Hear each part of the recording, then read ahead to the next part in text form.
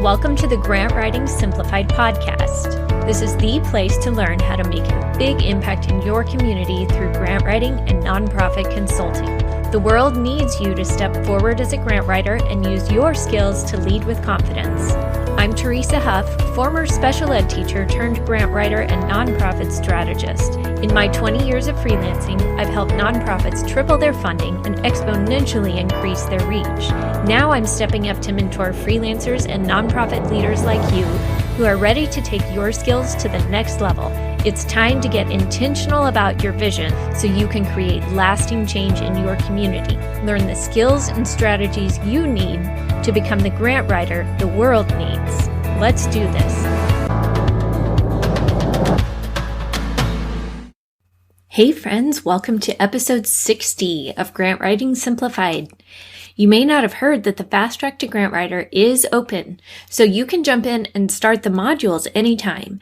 And then we meet for small group coaching so I can support you throughout your whole time in the program. That's available at teresahuff.com/VIP.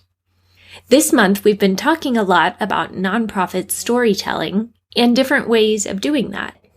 Today, we're going to continue the conversation about nonprofit storytelling because this is so foundational to a lot of the things we do in nonprofit work. Grant writing, of course, but also your website, your social media, your presentations when you go and speak to a group about your nonprofit. Grant writing, and really all of this type of writing for nonprofits, is both an art and a science. I talked more about this way back in episode 4, about how you really need both sides of the equation to make a compelling, full story. It's a science because you need to understand the process, you need to use the research and the data, and you need to follow the grant funder guidelines to a T. I mean, it has to be precise when there's a grant application and you're going through the process. You've got to follow every guideline. But then grant writing is also an art because you need to understand how much detail should I give? Which data and stories should we use? And how do we best present it effectively? So it's really a mix of both, and it takes practice over time to be able to pull that together.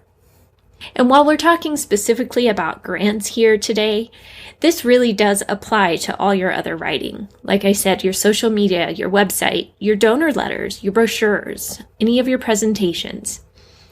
So I may reference grants, but just know that these tips can apply to any of that content.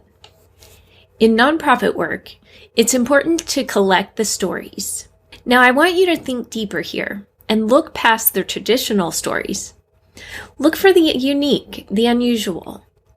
Look for a family you helped, maybe a volunteer's perspective, or that a client told them and how much they appreciated your nonprofit services.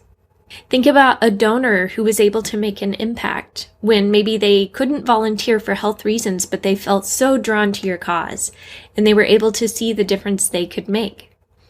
Think about the stories about a new project you're starting, or your program and how much it's grown. Think about your why and what originally was the catalyst for starting all of this work that you're doing. Think about new data that's just come out, the cutting edge data that really shows the compelling need for this in your community. Now, I want to encourage you, have a central place where you write the stories down, because you will forget, and you'll forget some of the important details, and those might be the little key things that you need to really drive your point home later. So start collecting the stories in a central place. Maybe that's a Google Doc, maybe it's a notes app on your phone, maybe it's a notebook that you just keep and just start jotting down your stories as you think of them. But write them down. And that's also helpful for your other team members. Maybe they need to tell a story or grab a quote or a testimonial about something. It's so much more helpful if you've already collected them. Or if you ever start working with a grant writer, it's helpful if you already have some of that you can hand over to that person, because that's going to be an incredible help for getting their bank of information pulled together. So you want to do just that. You want to build up a bank of stories. Now, you're not going to dump all your stories on all your people all the time. A couple of episodes ago, I talked about our coffee mugs and how they tell our stories. And we wouldn't tell you all the stories all the time, but maybe the mug you're using, we would tell you the story of that. So just pull out the ones that you need for that day and for that situation and use those. Several of you have commented on the story I shared back in episode 20 about writing a grant to get a forklift for the food pantry. And, at the time, I was just trying to think of an illustration to go along with the point I was making. I didn't realize how much that story would stick with you guys. That really was an unusual request for a grant, and especially for a food pantry, that's not something you hear of every day. And that story has really stuck with a lot of you, because I've heard from you and you've referenced that of, oh yeah, I remember the forklift. So that's episode 20 if you haven't heard that one yet. The tricky thing about stories is that usually this information is not collected in a linear way, meaning we may not collect them in a logical order for the project we're working on. We're probably just collecting and dumping them in this document, so then when we're working on a project, we have to make sense of it all. Last week in episode 59, David Jassy mentioned this about videos when he's interviewing someone and he really digs and pulls the story out of them and goes back and asks more questions to really get to the heart of the story and pull out the emotion. And usually the story is very disjointed when he gets it and when they're talking about it. So then later, when he's making the video, he has to go back and cut and paste to put it in more of a chronological order that makes sense. So we kind of have to do that too. We have all this data and research to pull out. We have these client stories, the impact, the emotion-driven stories. So we need to pull out the relevant pieces and weave it together in a logical way that makes sense and that flows in the order of what we're asking for. So far, this has been a little bit conceptual. So I'm going to give you 5 practical questions to ask when you're deciding how to tell your story. And this is true, again, whether it's a grant or your website content or whatever it is. Number 1, what's the end goal for this content?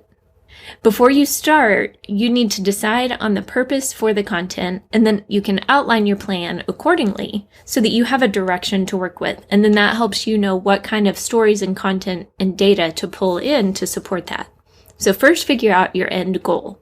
If you're writing a grant, what's your end goal for the grant? What are you asking for? What is it that you want to accomplish with the program if you're awarded this grant funding? So figure that out first and keep that central to what you're writing and keep that in mind as you go through the application. Question number 2, what will move the audience closer to that goal?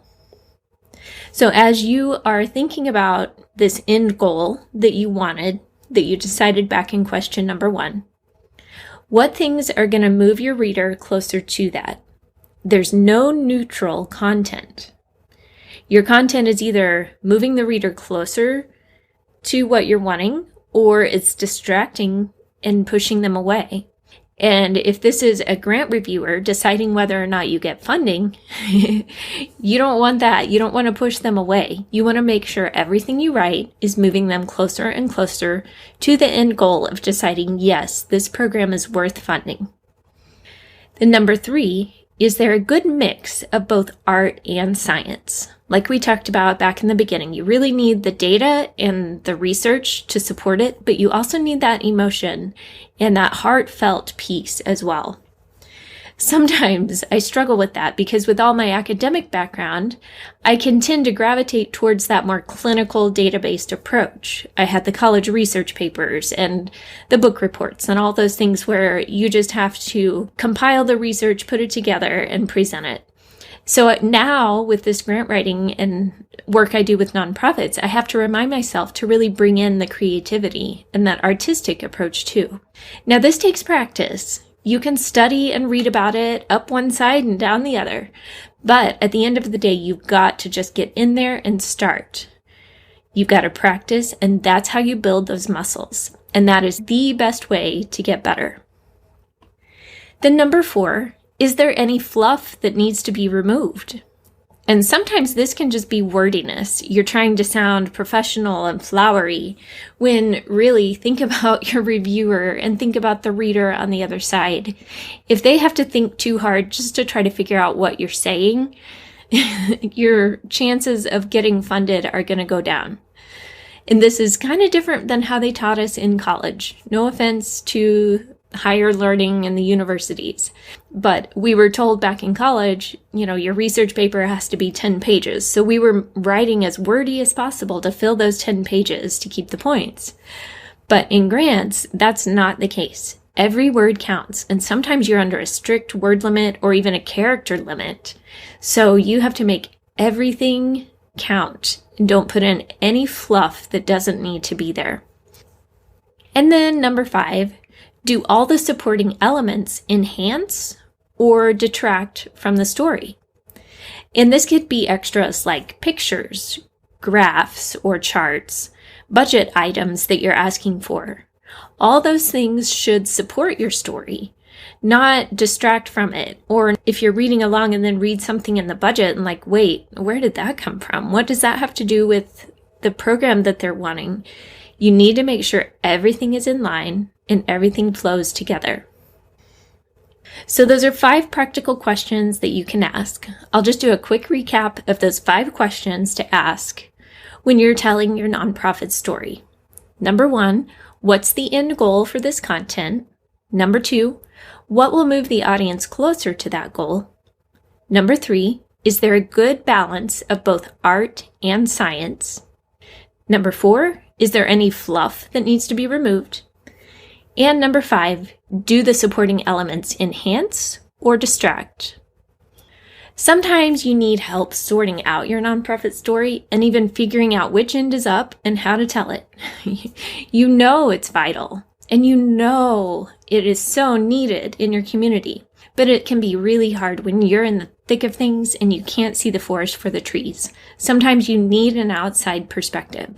So if that is you, send me a message on LinkedIn or reach out on my website contact page and let's discuss what that could look like for your nonprofit. And if you're wanting to become a grant writer to help nonprofits tell their story so they can make a bigger impact, then get on the fast track to grant writer today at teresahuff.com/VIP. And another quick shout out to our friends at Instrumental for sponsoring today's show. Remember, if you need a hand with your grant searches and ongoing tracking, go check out Instrumental's free trial at teresahuff.com/instrumental and get $50 off your first month with the code GWSPOD. All right, my friends, your story is important and the way you tell it is important. How will you share your story this week? I'll talk to you soon.